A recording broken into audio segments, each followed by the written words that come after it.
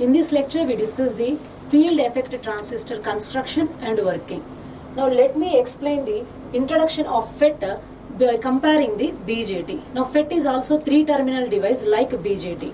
Now, if you see here, the BJT is having the base emitter and a collector. Already that we have studied in the last lectures. Now, if I am taking this as a BJT having three terminals. One is base, collector and emitter. Similarly, FET is also three-terminal device. If I am considering this as a FET, is having three-terminal device. Now, which are source, drain and gate. Now, here it is base, so collector, emitter. Here it is a drain, source, gate. Now, here it is a output current IC is controlled by the input current. Why? Because now in the current amplification factor, we have studied that output current is equal to beta times IB. Beta times input current. Output current is equal to beta times input current means output current is controlled by the input current. That's why the name is current controlled device. BJT is a current controlled device. Similarly, now in the case of FET, now here only one current is there, that is ID current. This ID current is controlled by using the input voltage. So that is the voltage applied between gate and source. This voltage will control the drain current. Now that's why the name is voltage control device. FET is a voltage control device. Now in a bipolar, so transistor is called the bipolar because both majority and minority charge carriers are involved in the operation. Now coming to the FET, it is a unipolar. Why? Because here only one charge carriers are involved in the operation, either electrons or holes. Now here we have two types of BJTs are there. One is a NPN and another one is a PNP. Now in the case of FET, we have two types of FETs are there. One is a N-channel FET and another one is a P-channel FET. Now in the N-channel FET, the current is taking place because of the charge carriers electrons, and in the P-channel, the current is taking place because of the charge carriers of holes. Now one more difference is, now in a BJT, we have two junctions. Because of these junctions, the charge carriers are settling in this junction, thereby for switching on to off and off to on. Switching time is more in the case of BJT.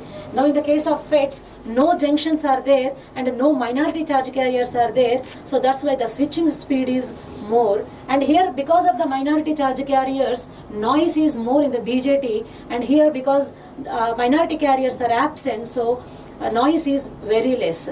Now coming to the applications, BJT and FET both we can use for the amplifier and switch. Now this also we can use it as an amplifier and switch. Similarly, the FET is also can be used as an amplifier and switch. But now already I said that because of no junctions, the switching speed is more in the case of FET, and here the switching speed is less. Now here amplification factor, what is a gain? Gain is nothing but output voltage divided by the input voltage. In the case of BJT, the gain is more, but in the case of FET, gain is lesser. So this is about the major differences. Now coming to the input impedance. So in the case of FET, we usually apply the reverse voltage at the input side. That's why here the resistance, input resistance is more. In the case of BJT, input resistance is compared to the FET, it is less. Now these are the few differences. Now let me explain the construction of the FET. Now here you can see the classifications of FET. So total transistors are divided into two types, BJT and FET. BJT again two types, NPN and PNP. FET is field effect transistors are divided into two types. One is a JFET and another one is a metal oxide semiconductor FET or MOSFET. Again JFET are divided into two types, N-channel and P-channel. And metal oxide semiconductor FETs are divided into depletion MOSFET and enhancement MOSFET. Again those are divided into N-channel and P-channel. So this is the classification of transistor. Now here in this lecture we are going to study the JFETs. Now coming to the construction, now if you see the construction, so here N-channel FET consisting of N-type semiconductor bar. So N-channel FET is consisting of N-channel semiconductor bar, and ohmic contacts are taken out at two ends. So one is called as a drain and another one is called as a source. This is drain and this is source. And for this N-type bar, both the sides heavily doped P material is diffused. Now here if you see, this is the N type bar, and for this both the sides P type, this is a heavily doped material is diffused both sides, and the contacts are joined together and called it as a gate. Now this is the construction of N channel FET.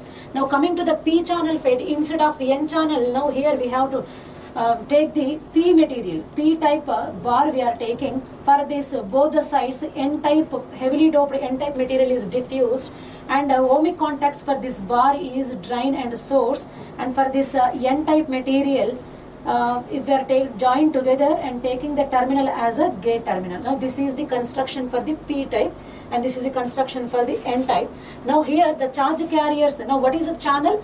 Here I said that channel, N channel means what? Channel is nothing but the path where the charge carriers will flow. Now here from the source to drain, electrons will flow like this. So that's why now this path is called as a channel. Now in the case of P type, P channel, from the drain to source, holes will move like this. Here this we call it as a channel. So this is about the construction of N channel and P channel. Now these are the diagrams for the N channel and P channel FET, and now these are the symbols for the N channel and P channel. Now here the arrow mark is inside, and here the arrow mark is outside. Drain, source, gate, drain, source, gate, terminals are same. Diagram symbol is also almost same, only the difference is arrow mark. Inside arrow mark is called as a N channel, and outside arrow mark is P channel. Now here we have to analyze the working of the FET. So before going to study the working, now we have to analyze this FET with the water tap. Now here if we consider this as a source, and where the water is going, that as a drain. Now this water is nothing but a current flow, and this water can be controlled by using the gate. Now this knob, so this knob is considered as a gate. Now if you have an analysis of this, then the understanding of operation of FET is very easy. By controlling the gate voltage, now whatever the voltage we apply between gate and source, with that we are controlling the width of the channel, thereby we are controlling the current flowing through this channel. So this is the operation that we try to analyze in detail in the next slide. Now this is the diagram. Here we are applying for N channel, we are applying the, for gate, drain, we are applying the positive plate of the battery. Similarly for the source, applying the negative plate of the battery. So for the drain to source, we have to give the supply like this. In the case of P channel, we have to make it reverse. Now at the gate, we need to apply the reverse voltage to control the flow of charge. Now how to do that? Now let me explain with the different conditions. Now first condition is, now if the first condition is, if the VGS is equal to 0 and also VDS is equal to 0, or by keeping the input supply. Now here what supply we have to give? We need to connect a positive supply. Supply name we are giving it as a VDD. Why? Because we are connecting to the drain. Now the potential difference between these two junctions are nothing but a VDS. Now here if I am taking one resistor, and if I am taking it as RD, and if I measure the voltage here in this junction by using one voltmeter, this voltmeter parameter is VDS. Now here input side, now I need to apply the negative supply. Now here if I measure the voltage, that is nothing but a VGS, and this is a VGG. If I am not connecting any resistor, both VGG and VGS both are same. Now first condition is VGS is equal to 0, VDS is equal to 0. Now here we have to give the 0 supply, and here also we have to give the 0 supply. Thereby no charge carriers are flowing from source to drain. Now here negative terminal is connected to the source, and this is the N channel. In the N channel, majority charge carriers are electrons. So electrons will flow from the source to drain. Drain will collect the electrons. Now if we are not applying any voltage at that time, now here because this is the P material, this is the N material, so depletion width will be formed here like this, and no charge carriers are flowing. This is the condition number 1.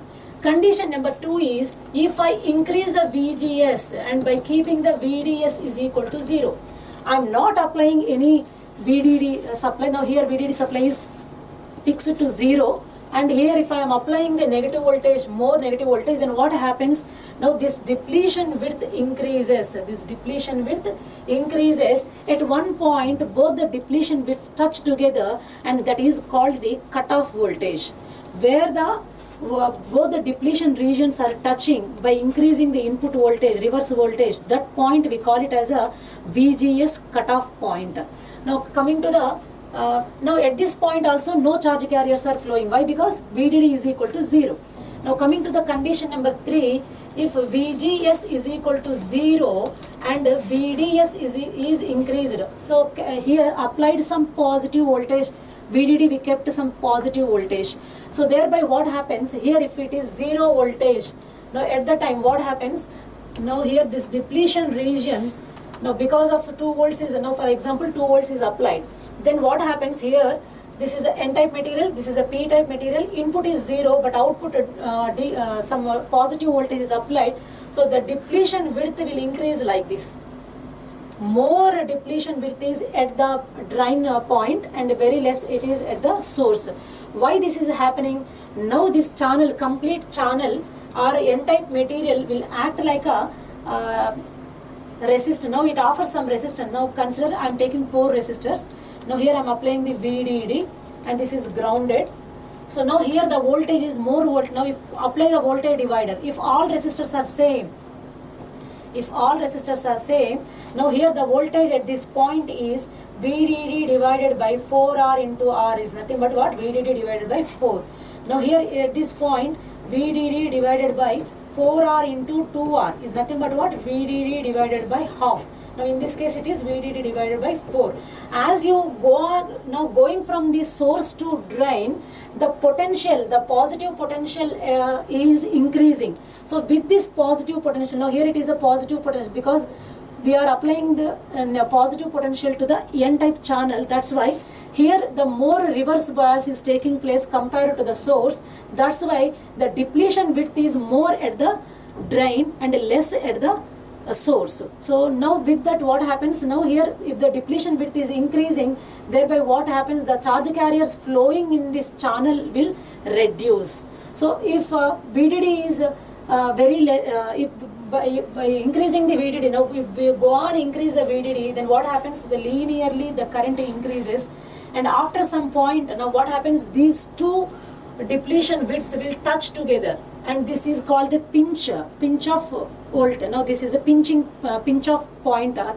Now here both the depletion widths are touching like this. This is called the pinch off region, and where the voltage is giving this occurring at this region, that voltage is called as a pinch off voltage. Now at that point we have to consider no charge carriers flow. It is for the theoretical purpose, but what happens in the practical, when the no current is flowing in this, and here the no drop takes place, thereby no reverse bias. So again no reverse bias means what? Depletion width will be no more in the pinch off region. So thereby what? Charge carriers will flow from the source to drain. Here in this case maximum number of charge carriers takes place, and here we get the saturation current. Now condition number 4, now VGS is increased and also VDS is increased. Then what happens? VGS is increased means what? Here the depletion width is increasing like this. When the VGS increases, thereby the channel width is reducing. Now here channel is offering some resistance. R is equal to rho L by A. Now if the area is reduced means what? It is offering more resistance. That's why the charge carriers will flow from source to drain is less. Now by increasing the VGS, the depletion width will increase like this. By increasing the VDS, the depletion width will increase like this. So here compared to the 0, if you are increasing the input and reverse voltage, so more less current will flow, more depletion, this pinch off voltage or pinch off region will occur very early, and the ID current will reduce. Now by using this working, we will try to analyze the characteristics in the next lecture.